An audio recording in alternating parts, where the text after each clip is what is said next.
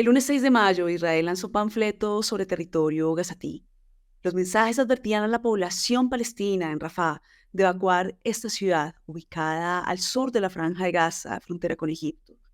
En la madrugada del 7 de mayo, el ejército israelí incursionó por tierra, la última zona medianamente segura de la Franja de Gaza, en la que se resguardaban aproximadamente 1,5 millones de palestinos. A esta incursión terrestre, denominada Operación Rafah, con un alcance supuestamente limitado y anunciada desde hace semanas por Israel, se suman los bombardeos constantes que ya han dejado varios muertos y heridos, entre los que se cuentan niños y mujeres. Mientras el 10 de mayo en la Asamblea General de las Naciones Unidas se votó por mayoría a favor de la adhesión de Palestina como Estado de pleno derecho de esta organización, el día siguiente, el 11 de mayo, Israel ordenaba nuevas evacuaciones en Gaza, en el norte y en el sur de la franja. Para conversar sobre estos temas, es un gusto saludar a Margarita Cadavid, internacionalista, especialista en derechos humanos y defensa, profesora de Medio Oriente de la Universidad Nueva Granada en Bogotá. Con Margarita ya hemos conversado en algunas ocasiones en nuestro podcast Así está la vaina. Margarita, bienvenida a los Encuentros Yepri. Muchas gracias por la invitación y siempre un placer estar aquí con ustedes. Margarita, ¿cómo entender las dimensiones de esta tragedia humanitaria en Gaza y más específicamente en Rafah? Con la incursión militar israelí por tierra, las fuerzas de defensa israelí habían anunciado que era necesario evacuar alrededor de 100,000 personas para poner en marcha esta operación de alcance limitado o esta operación limitada en Rafah. Eh, Según la Agencia de la ONU para los Refugiados Palestinos, la UNRWA, al menos 150,000 palestinos han huido desde este 6 de mayo de esa área de Rafah que Israel ordenó desalojar. La gente está huyendo como puede. Y aquí recordemos que en Rafah ya había 1,5 millones de palestinos malviviendo, muchos desplazados por segunda vez. Ninguna ayuda humanitaria ha podido entrar a Gaza. ¿Hacia dónde huir? ¿En qué lugares buscan los palestinos refugio en Rafah? Y aquí también es importante comentar o recordarle a nuestra audiencia que el día en el que grabamos este programa, el 11 de mayo, Israel ordena nuevas evacuaciones en Gaza, en el norte y en el sur de la franja. Bueno, yo creo que hay que empezar por hacer una caracterización que tú ya la has hecho, pero que es importante para que la gente entienda un poco la gravedad de la situación actual. Aunque yo sé que las imágenes y lo que nos llega día a día de lo que está pasando en Gaza y hoy particularmente, o los últimos días particularmente en Rafah, nos muestran la dimensión de la catástrofe humanitaria que se vive, es importante tener en cuenta que lo que tú decías, Rafah queda al sur de Gaza, son más o menos 55 kilómetros cuadrados de superficie. Esa era una de las localidades que representaba, uno de los lugares que representaba el último acceso a Gaza que no estaba controlado por Israel. Y durante décadas ha sido el punto de llegada a Rafah, ha sido el punto de llegada de asistencia humanitaria y una puerta, digámoslo así también, para la salida de enfermos, heridos y bueno, en su momento que no pasa ahora, de viajeros. Porque es importante aclarar esto, porque como lo hemos dicho en otros podcasts, a pesar de que en el 2005 Gaza fue... eh, salieron las fuerzas de ocupación, el ejercicio de la ocupación siguió dándose a través o por fuera de las fronteras porque Israel siempre controla los accesos y siempre controló los accesos a Gaza.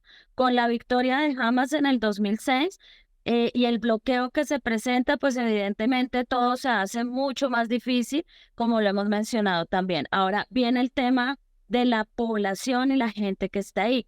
Decíamos, como tú bien decías, estamos hablando de que cuando empiezan estos ataques en el norte, cuando tenemos la respuesta de Israel el 7 de octubre, una de las cosas que va a pasar es que piden que la población, o hacen más bien que porque más allá de una petición es salgan porque no hay lugar seguro en el norte para ustedes. Entonces, ¿qué va a pasar? Se van hacia el sur y se van hacia la ciudad de Rafah.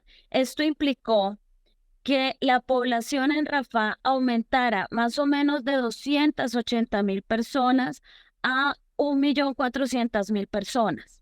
Entonces, imagínense ustedes, cuando yo hablaba al principio, caracterizábamos al principio cuando empezaron todos estos hechos, decíamos que en el caso de Gaza estábamos hablando de una de las zonas más densamente pobladas, donde había lugares que usted en 1 kilómetro cuadrado podía tener entre 5.000 y 6.000 personas, y en otros lugares entre 7.000 y 9.000 personas por kilómetro cuadrado. Eso hacía que la situación ya fuera bastante difícil. Ahora, frente a tu pregunta, ¿hacia dónde huyen? Si ustedes cogen un mapa de Gaza en este momento, lo que está al norte de Rafah es Jan Yunis, que es uno de estos sitios que hemos visto que han bombardeado constantemente. Entonces, yo me atrevería a decir, sin temor a equivocarme, que este era el último refugio de los que huían de la guerra. Este punto era, sin lugar a dudas, el último reducto de tranquilidad, digámoslo así, entre comillas, si es que en un contexto de eso se puede utilizar esta palabra. Entonces, si tú me preguntas hacia dónde pueden huir, yo te diría, ya no hay lugar para huir, ya no hay un sitio donde esta población pueda desplazarse, porque este es el último punto al sur de Gaza que quedaba como lugar seguro. Entonces, el estatus de este lugar era eso, un estatus de refugio, un estatus donde la gente buscaba aquello que ya no encontraba en otros territorios. Por eso es que cuando se anuncia el ataque a Rafah, una de las cosas que va pasando es que es decir, se prenden todas las alarmas, se prenden las alarmas de la comunidad internacional, e inclusive hay uno de estos virajes pequeñitos que nosotros hemos estado viendo con los Estados Unidos, y el tema de Rafah uno podría considerarlo, e inclusive algunos medios lo han expresado así.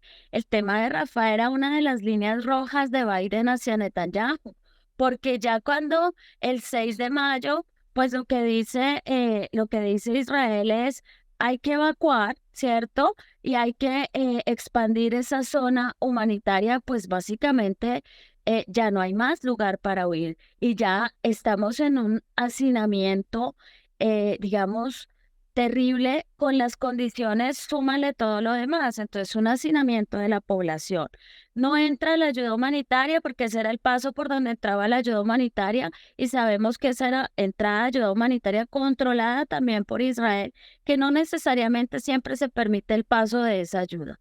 Y lo otro es, las fuerzas de defensa israelí ya están llevando unos ataques sobre el área de esa ciudad, lo que representa, según ellos, pues era una operación limitada, pero cuando tenemos mayoría de población civil, ¿cómo haces para controlar ese principio de diferenciación, digámoslo así, ese principio de distinción, que es como se llama en derecho internacional humanitario, entre civiles y no civiles? Entonces, como te decía, por estas razones, es que hasta el presidente Biden y Estados Unidos, en esa relación que han tenido histórica con Israel, dice, momento, porque esto ya es una línea roja que no podemos, digamos, ya como cuestión de humanidad, no podemos dejar que ocurra, porque además aquí entramos ya en una situación que es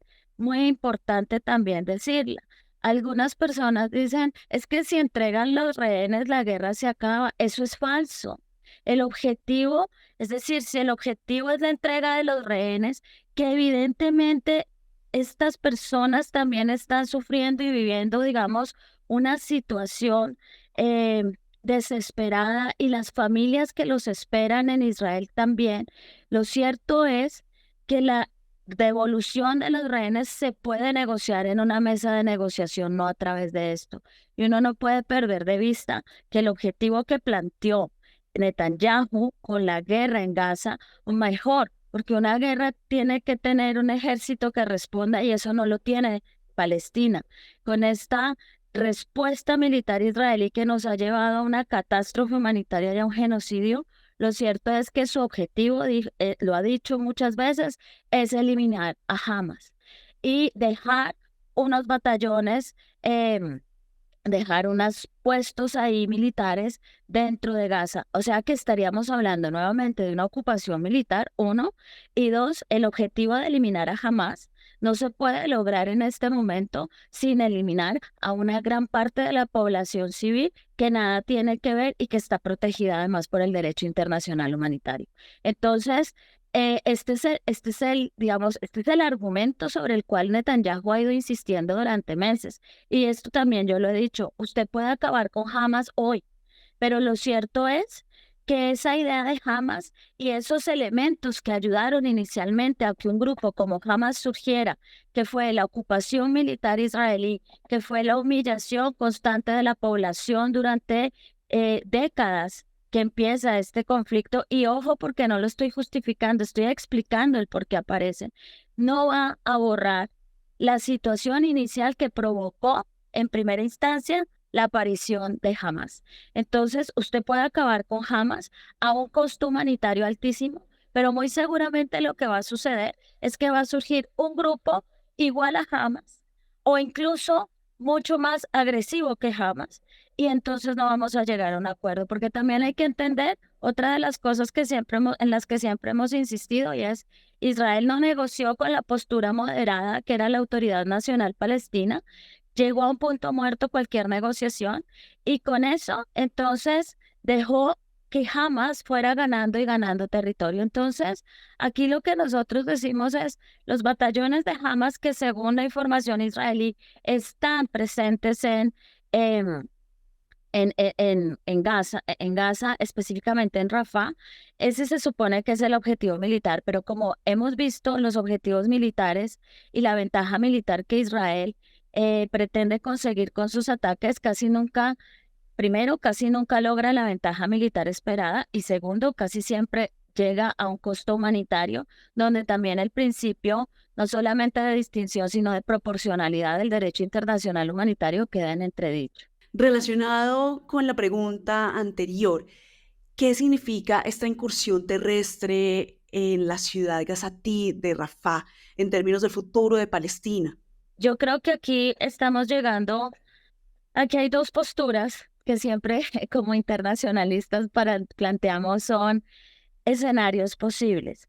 Y aquí, digamos, para el escenario más esperanzador, y ustedes dirán, pero ¿cómo puede haber un escenario esperanzador en medio de semejante situación y la catástrofe humanitaria hacia la que nos aproximamos en este momento y en la que ya estamos sin lugar a dudas? Ya todos, ya creo que está clarísimo que de las cuatro convenciones de Ginebra, de 1949, creo que no ha quedado un solo punto por violar por el Estado de Israel.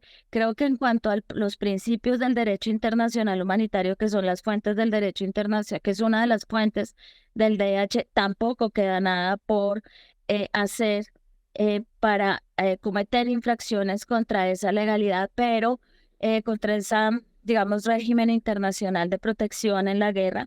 Pero tenemos que decir también aquí una cosa, ¿cuál es un escenario posible?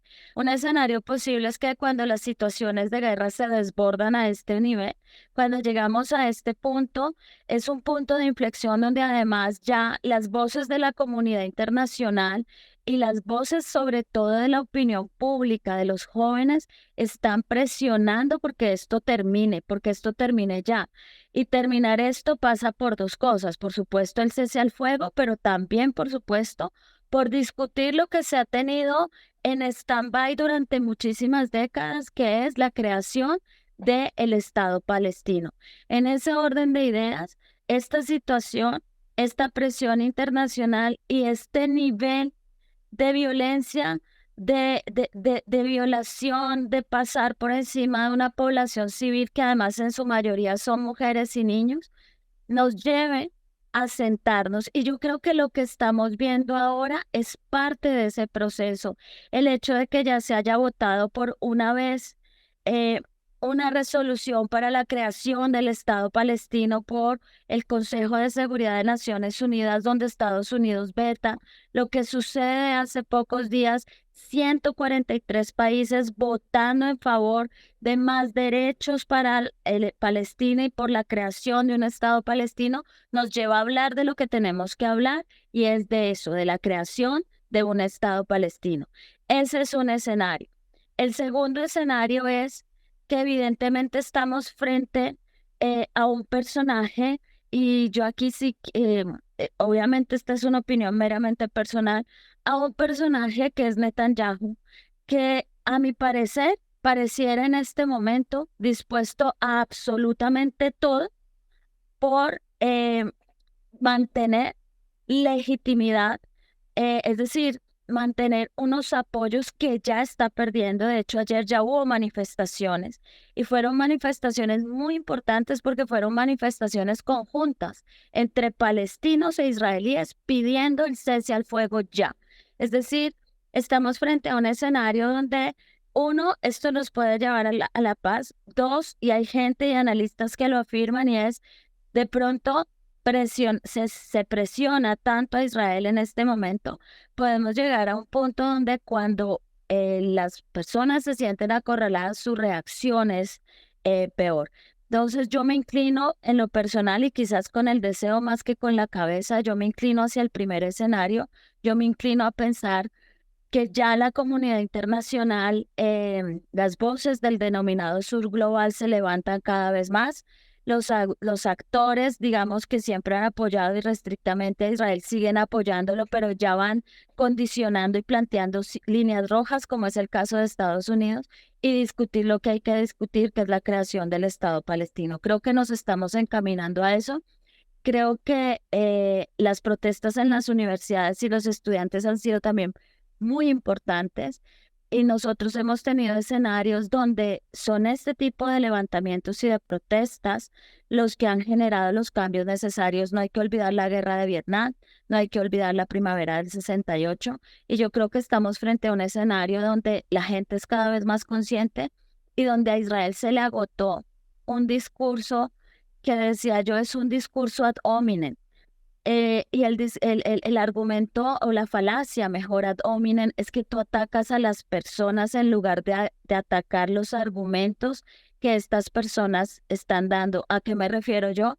Al decir que cualquier persona que pide respeto al derecho internacional humanitario, el cese al fuego, y que digamos, ya esto superó la barrera, ya hablar en este momento de legítima defensa es más que un eufemismo para tratar de justificar lo injustificable.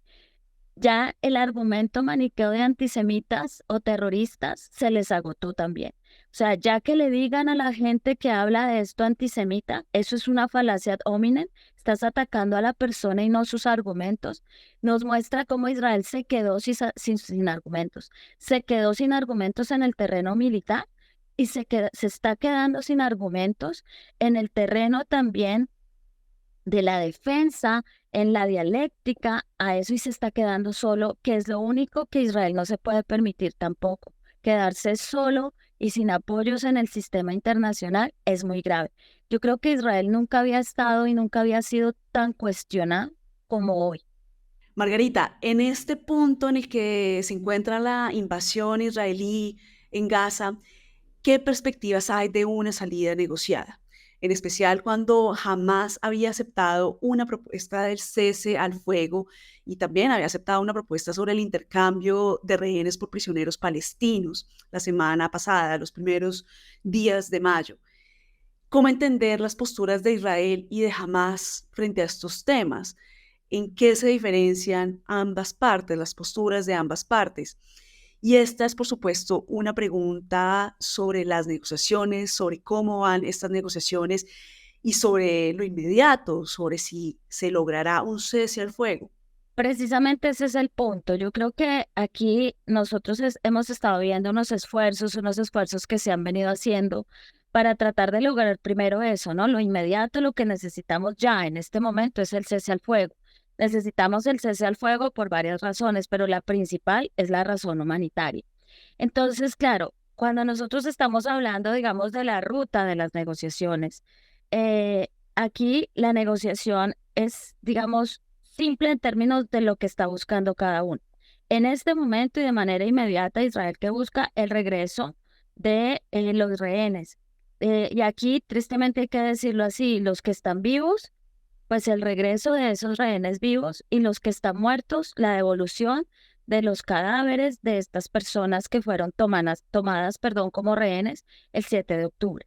Y por el otro lado, se está buscando pues el cese al fuego, el cese de las hostilidades es lo que busca Hamas en este momento. Ya hay otras, digamos, cuestiones que son mucho más profundas que esto, que ya tienen que ver con la discusión de los dos estados y si Hamas va a ser tenido en cuenta como un interlocutor válido, pero esa sería ya otra negociación. Frente a estas primeras, ¿qué te puedo decir yo? Frente a estas primeras, es decir, eh, es la hoja de ruta. Esto que está empezando ahora sería lo denominada hoja de ruta para llegar a la solución de los dos estados. Pero inclusive para esta primera parte, dime cómo se negocia o dime cómo se llega a acuerdos frente a esto cuando empieza Israel con las avances en Rafah. ¿Cómo podemos normalizar, digamos, no, esto ya no hay manera de normalizarlo? ¿Cómo podemos llegar a un alto al fuego y a una negociación en esa medida cuando estamos frente a dos posiciones, y aquí hay que decirlo, son dos posiciones extremas?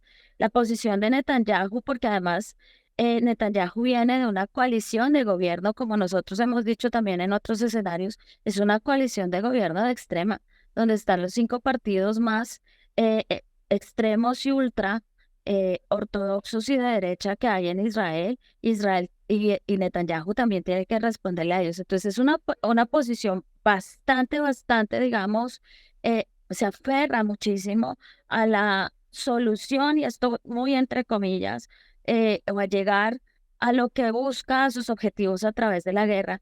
Y estamos en un momento donde los medios están superando el fin. Entonces, y cuando los medios superan el fin, se cuestiona absolutamente todo. Entonces, ese es el momento en el que estamos. Yo creo que las negociaciones son posibles si hay muestras de buena voluntad de ambos. Y yo creo que a Israel le ha faltado mostrar algo de buena voluntad en este momento. Entonces, alguien podría decir, pero ¿y jamás qué? Entonces, claro, lo que pasa es que estamos también viendo cuál puede ser la muestra de jamás de buena voluntad en este momento. Entregar más rehenes.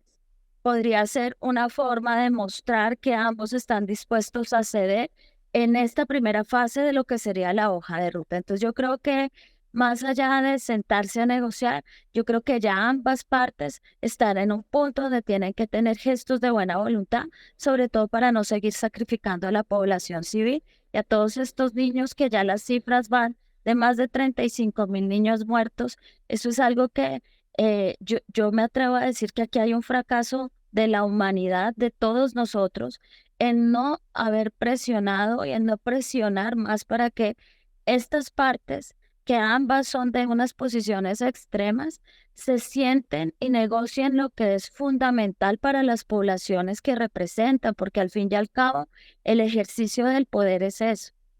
Pasemos ahora al tema de armamento. En la operación israelí en Rafah, el ejército de este país lleva a cabo una incursión terrestre, ya lo hemos mencionado, pero también lleva a cabo unos bombardeos constantes. Esta semana, Biden dijo que dejaría de enviar a Israel armas como bombas, proyectiles de artillería y otro tipo de armamento. Esto es más o menos un envío suspendido de 3.500 armas. Y acá recordamos a nuestra audiencia también que los Estados Unidos es el principal proveedor de armas de Israel. Y esto es importante mencionarlo porque le ha dado hasta el momento una supremacía o un poderío militar considerable a Israel en Oriente Próximo. Más allá de las implicaciones inmediatas, ¿qué significa esto para la relación entre las dos partes y para un país, Israel, que está rodeado por estados con regímenes políticos adversos a su causa? Pues digamos aquí hay una cuestión importante y es lo primero, frente a tu primera observación, evidentemente estamos hablando de que el 69% de las armas que tiene Israel pues, son de procedencia estadounidense.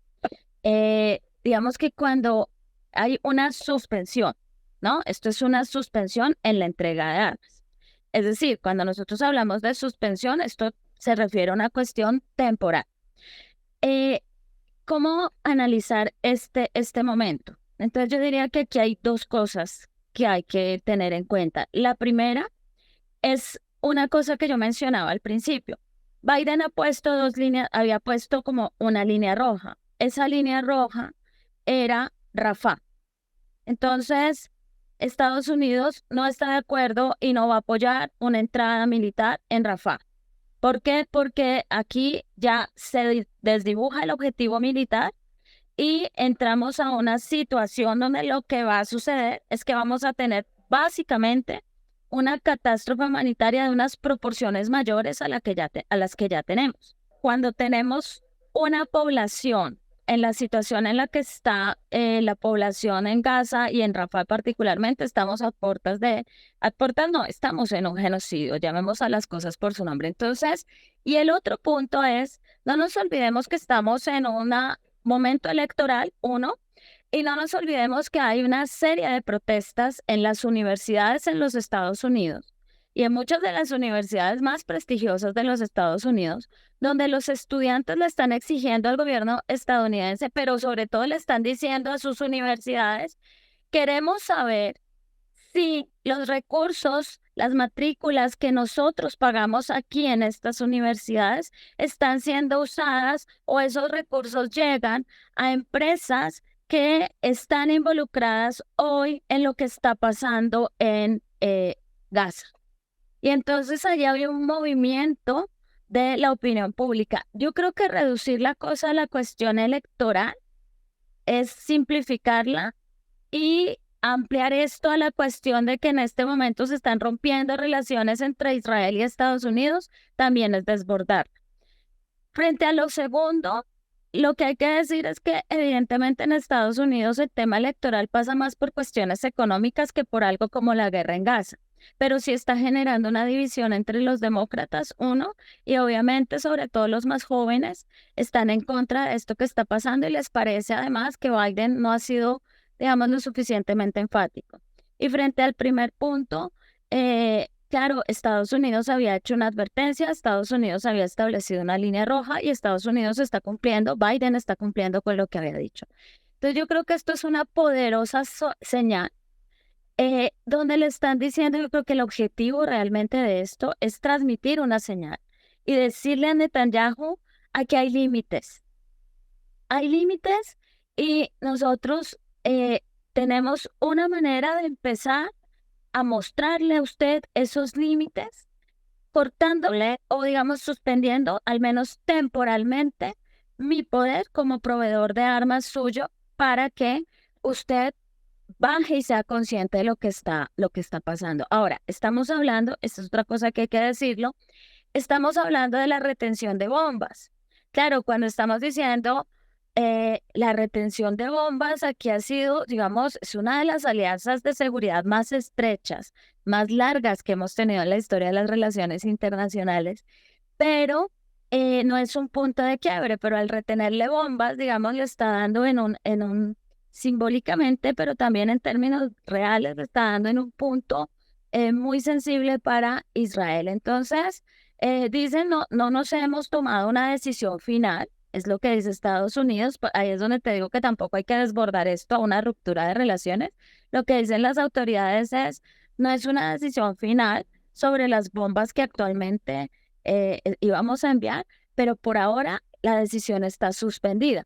Ahora, ¿qué es lo que se busca? Que esta suspensión persuada al primer ministro de Israel, o por lo menos así lo ve uno desde afuera, le dé al primer ministro Netanyahu la oportunidad de desistir, digámoslo así, de renunciar a una invasión dentro de Rafah. O sea, ya había operativos militares, ya ha habido bombardeos, pero evitar la entrada y una invasión a un territorio donde hay más de 1 millón de refugiados, como lo decíamos eh, inicialmente. Entonces yo creo que pocas veces, digamos, em, habíamos visto una medida de este tipo, eso es verdad, pero yo creo que es un acto simbólico, la suspensión por ahora.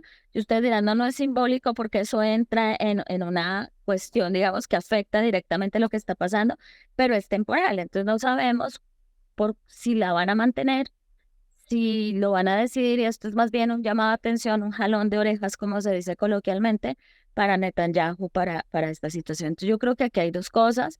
Biden ya había puesto esta línea roja. Uno, dos, hay una comunidad en Estados Unidos joven, cada vez más voces que se levantan frente a lo que está pasando en Gaza, y yo creo que ese es un cambio fundamental. Ahora, si esto a futuro va a acabar con las relaciones entre Israel y Estados Unidos, por supuesto que no. Y yo voy a decir una cosa importante, aunada también a la anterior. Israel no es Netanyahu. Entonces, en este momento pareciera que sí, pero yo creo que lo mejor que podría pasar en este momento para desbloquear toda esta situación es que Netanyahu saliera del poder. Yo creo que con una salida del poder de Netanyahu se podría desbloquear toda esta situación y habría por lo menos un elemento, digamos, de alguien con mayor capacidad de llegar a acuerdos y de bajarle un poco el nivel a esta situación, porque uno ve que en sus Netanyahu, en sus alocuciones, y de hecho lo dijo, nos vamos solos, así nos toca irnos solos y así nos toca luchar con las uñas, pero nosotros tenemos más que uñas para luchar. Y yo creo que este discurso también ya cala cada vez menos en gran parte de la población israelí, que también ya, digamos, está sufriendo la presión y está viendo la situación humanitaria que se está creando al borde de esto, y las manifestaciones que te decía, que no son multitudinarias, pero ya el solo hecho que salgan juntos palestinos e israelíes a protestar por lo mismo es un termómetro de lo que está pasando dentro de Israel. Por último, Margarita, el 10 de mayo, en la Asamblea General de las Naciones Unidas se votó por mayoría a favor de la adhesión de Palestina como Estado de pleno derecho de la ONU, de esta organización. Si bien esta es una decisión no vinculante, sí envía un mensaje y tiene un gran peso simbólico. ¿Cuáles son o cuáles pueden ser los alcances? Mira, yo creo que lo que está, digamos, el simbolismo, efectivamente, bueno, aquí hemos discutido mucho el tema de vinculante o no vinculante, y también hay una cosa bien interesante, ¿no? Eh, la 181, la resolución 181 que da origen al Estado palestino, al Estado de Israel, disculpa, la 181 de 1947, que permite la creación del hoy Estado de Israel, es una resolución de Asamblea General de las Naciones Unidas. Y ahí nadie dijo que eso no era vinculante. Es decir, votan 33 estados a favor, 13 abstenciones y más o menos 11 o 12 que votan no. Y tenemos entonces hoy en la asamblea diciendo, digamos, no una resolución de asamblea, pero tenemos hoy 143 países, estados, diciendo que están de acuerdo en la creación de un estado palestino. Eso, más allá del simbolismo, también me está diciendo que hay una comunidad internacional hoy que entiende que lo que se necesita es hablar del Estado palestino y llegar a la solución de dos estados. Y eso es un cambio fundamental en esta historia. ¿Por qué? Porque antes la excusa era, no, pues es que no se ha negociado, es algo que ellos tienen que hablar, tienen que llegar a un acuerdo sobre fronteras, tienen que llegar a un acuerdo sobre... No, aquí ya se está diciendo, mire, ya no podemos más negociar autonomías o gobiernos autónomos como se negoció en Oslo, ya no podemos negociar otras cosas aparte de lo que es fundamental en este punto, el Estado. Entonces yo creo que aquí ya hay un consenso, digamos, hay unas mayorías por lo menos que están de acuerdo en que el camino, la salida a esto es la cuestión de la creación del Estado. Cuando tú me decías hace un momento frente a la pregunta que hacías, no enviarle armas a Israel cuando está rodeado, digamos, de países hostiles, de estados hostiles, no nos podemos olvidar de los famosos acuerdos Abraham, donde ya muchos de esos estados que en algún momento fueron hostiles le están diciendo a Israel sí a la normalización de relaciones. Entonces yo creo que aquí estamos en un momento muy oscuro, pero el punto más oscuro es el que nos lleva a la luz, dicen algunos en términos muy metafóricos y poéticos. Yo creo que aquí por primera vez se está diciendo lo que había que hacer. Un reconocimiento a la existencia del Estado de Israel, por supuesto, es decir, el cumplimiento de la 242, paz por territorios. Reconocemos el Estado de Israel y su derecho a vivir en paz en sus fronteras, e Israel tiene que regresar los territorios ocupados y también empezar a hablar de la creación de ese Estado palestino. Entonces, yo creo que más allá del simbolismo, esto lo que nos está diciendo es, hoy hay un apoyo internacional, ya hay un consenso, ya hay una conciencia de que ya no podemos darle más largas a la creación del Estado palestino, de que esto ya no es algo que podemos dejar en manos de las dos partes, sino que tenemos que empujar todos a esas dos partes a que lo negocien y a que lo negocien de manera en que sea, porque esto también hay que tenerlo en cuenta, una manera en que sea justa para los dos pueblos, porque tanto la población, no hablemos de gobiernos, hablemos de la población.